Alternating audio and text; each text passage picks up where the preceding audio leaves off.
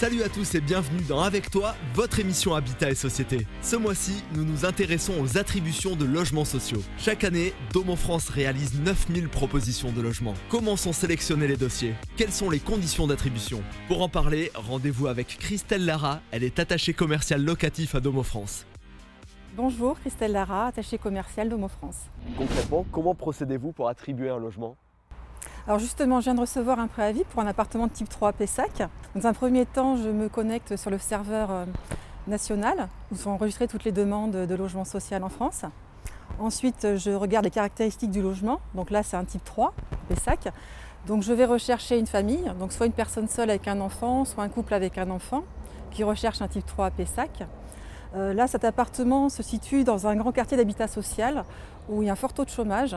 Donc je vais privilégier une recherche sur une candidature où au moins une personne travaille, avec au moins un actif, de façon à conserver donc la mixité sociale du quartier et l'équilibre d'occupation de la résidence. Donc à ce stade, vous avez constitué une sorte de shortlist. Vous faites comment après pour affiner cette sélection? Alors là ensuite effectivement j'ai une shortlist, donc je vais essayer d'identifier si des candidatures relèvent d'une priorité réglementaire. Donc par exemple ça va être une personne qui est hébergée chez un tiers ou encore qui habite un habitat précaire. Et ensuite si j'ai plusieurs profils identiques, je vais favoriser l'ancienneté de la demande, c'est-à-dire que c'est la demande la plus ancienne qui sera étudiée en priorité. Donc une fois effectivement on a fait cette sélection, donc j'ai retenu 3 candidatures. Au moins une d'entre elles aura visité l'appartement au préalable. Et ensuite, donc, les 3 dossiers seront présentés en commission d'attribution. Donc, c'est l'instance qui est chargée d'exprimer les décisions de la commission, donc d'attribuer les appartements et de définir les rangs de priorité, donc le rang 1, rang 2, rang 3. Ensuite, les 3 candidats seront informés de la décision les concernant.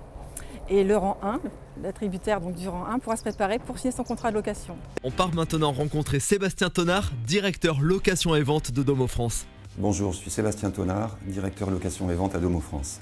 Quelles sont les garanties apportées par Domo France en matière d'équité dans les attributions de logements?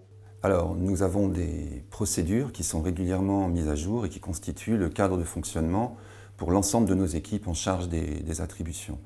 Alors, ces procédures, elles garantissent l'égalité des chances entre les demandeurs, l'égalité de traitement, et elles sont actualisées en permanence pour satisfaire à la réglementation en vigueur, souvent changeante. Combien de demandes de logement sont traitées chaque année par Domo France?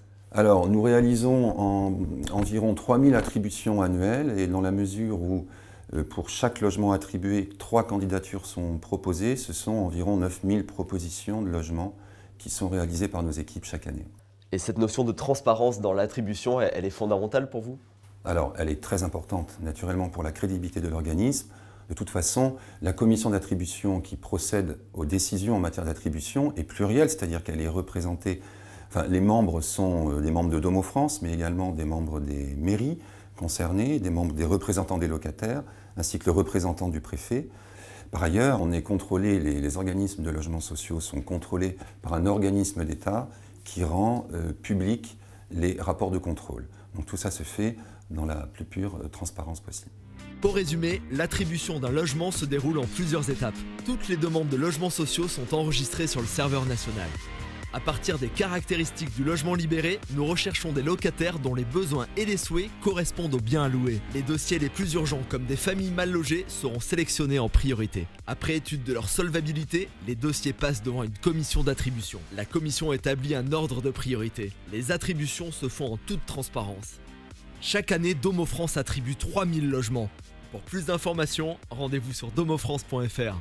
Pour la seconde partie d'Avec toi, direction les Portes du Pilat, le premier écoquartier du bassin d'Arcachon aménagé par le groupe Pichet. Domo France vient d'investir 20 millions d'euros dans ce projet de 450 logements à l'Atteste de Buch. Rencontre avec Béatrice Batte de Lavergne, elle est responsable de programme et nous parle de l'implication de Domo France en matière d'environnement. Bonjour, Béatrice Batte de Lavergne, je suis responsable de programme à Domo France et en charge de la réalisation de cette opération. Béatrice, on est où ici? Bien, nous sommes sur le site de l'hôpital Jean Hameau, sur la commune de la Teste-de-Buch, et dans le premier écoquartier en fait, de la ville de la Teste-de-Buch. C'est un écoquartier aménagé par le groupe Pichet, et nous sommes ici entre le centre-ville de la Teste, la ville de la Teste et la zone Natura 2000. Que fait Domo France dans cet écoquartier ? Dans cet écoquartier, Domo France réalise un projet de 141 logements locatifs conventionnés. C'est un ensemble de 3 groupes d'immeubles. Alors donnez-moi quelques caractéristiques de cette opération. Alors les caractéristiques de cette opération, en premier lieu, nous sommes dans un écoquartier et notre projet va être raccordé au réseau de chaleur. Nous puisons la source de chaleur issue d'un puits de pétrole. Donc c'est en fait de la géothermie. On va récupérer la source de chaleur. C'est comme un préchauffage de l'eau et du chauffage de l'eau qui va être nécessaire au chauffage de tous nos logements. Et bien sûr, les charges de nos locataires en seront diminuées d'autant. Domo France s'engage dans la transition énergétique. Domo France s'engage complètement dans la transition énergétique et dans la rénovation thermique. Nous consacrons un budget de l'ordre de 30 millions d'euros annuels pour la rénovation thermique de l'ensemble de notre patrimoine collectif. Le bénéfice pour nos clients, comme je vous le disais, c'est environ 10% de consommation énergétique en moins, ce qui se traduit par des euros, des économies, et puis en termes d'environnement, c'est quelque chose de très important. Nous avons obtenu une certification ISO 50001 sur le volet management de l'énergie. Et notre société entend s'engager durablement dans cet investissement pour toutes ses activités, qu'elles soient aménageurs, construction ou gestion de logements. Rendez-vous maintenant avec Elsa Price, elle est chargée de mission Ville Durable à la DREAL Nouvelle-Aquitaine. Je m'appelle Elsa Price, je travaille à la DREAL, qui est un service régional du ministère de l'écologie, et je suis chargée de mission Ville Durable. J'ai une question très simple pour démarrer. Qu'est-ce que c'est un écoquartier ? Alors un écoquartier, c'est un quartier dans lequel on a envie de bien vivre. C'est un quartier dans lequel tout le monde peut habiter, qui a une empreinte écologique qui est réduite au maximum de son possible. Et puis c'est aussi un projet de vie quand on va vivre dans un écoquartier, parce que le but d'un écoquartier, c'est de changer les comportements des habitants et des usagers également. Et l'objectif, c'est vraiment de construire un quartier où on a envie de vivre. Pourquoi l'État a créé un label écoquartier ? Le but, c'est de créer un réseau national a été créé avec toutes les collectivités qui se sont lancées dans la démarche.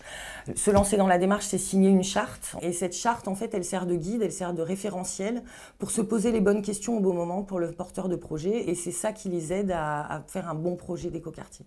L'écoquartier, c'est un phénomène de mode ou c'est l'avenir ? Alors c'est plutôt l'avenir, ça peut être un effet de mode, tant mieux si ça l'est, puisque ça aidera à diffuser les bonnes pratiques. Mais non, c'est vraiment pour l'avenir. Le but, c'est d'économiser de l'énergie, de réduire nos consommations d'énergie, parce qu'on sait qu'on va manquer d'énergie dans quelques dizaines d'années. Habiter dans un écoquartier, c'est une autre façon de vivre aussi. Et les gens sont en demande d'un cadre de vie beaucoup plus sain et sûr. Et c'est ce que permet d'apporter un écoquartier. Pour conclure, voici des infos pratiques pour économiser l'eau dans nos foyers. Je place mes mitigeurs en position eau froide. Je prends des douches plutôt que des bains. Je me lave les mains à l'eau froide. Je récupère l'eau de pluie pour arroser les plantes. Vous retrouvez plus d'infos sur domofrance.fr.